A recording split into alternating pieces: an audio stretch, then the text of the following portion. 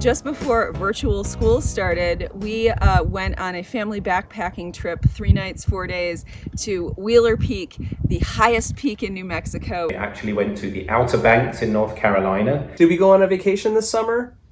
Not really, but we started a new tradition, the surprise weekend road trip.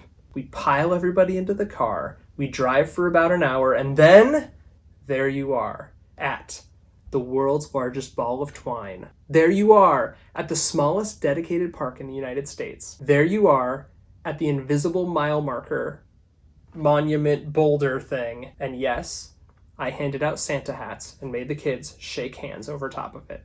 My primary focus was really putting remote work to the test and seeing how much I could explore on evenings and weekends. I live in Austin, Texas. I decided to road trip up to Seattle, Washington. Really wanted to see, how much I could see and do just outside of regular business hours. I think we saw dramatically less people on our vacation than we would just going to the grocery store. Totally safe, highly recommend backpacking. I was a little bit worried about how North Carolina was reacting, but was really pleasantly surprised that everybody down there wore a mask, able to social distance, and we all felt very, very safe. You were in control of the variables. If you want to stop for ice cream, we always stop for ice cream. Where you're gonna get it, and are they wearing masks? Road trips are actually fantastic for variable control.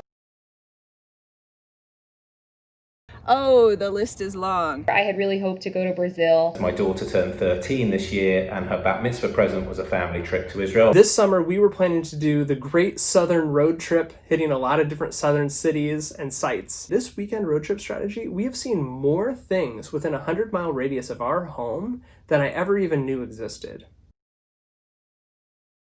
All you do in the great American Southwest is pass sad cow pastures and ranch lands that are completely devoid of biodiversity. But gosh, once you get there and all you see is trees and forest and gorgeous, pristine nature, it makes it all worth it. I'm really fortunate to work at a company that fully embraces remote work. It was pretty common for a lot of our conference calls in the time I was away to start out with a, hey, where are you at right now? And that experience of everyone getting on board and getting excited on my behalf was really special. Think about what you can learn. When we visited the gigantic Jolly Green Giant statue, I taught the kids about how Leo Burnett himself re-architected the Jolly Green Giant brand and logo and what that means. When we visited the gigantic Dalla horse, I gave each kid their own Dalla horse, and we learned about how in Sweden these are used as toys, and they're even exchanged in commerce. It's been a really rewarding experience thinking about where we can go, how we can get out of the house, and just make it feel like a weekend.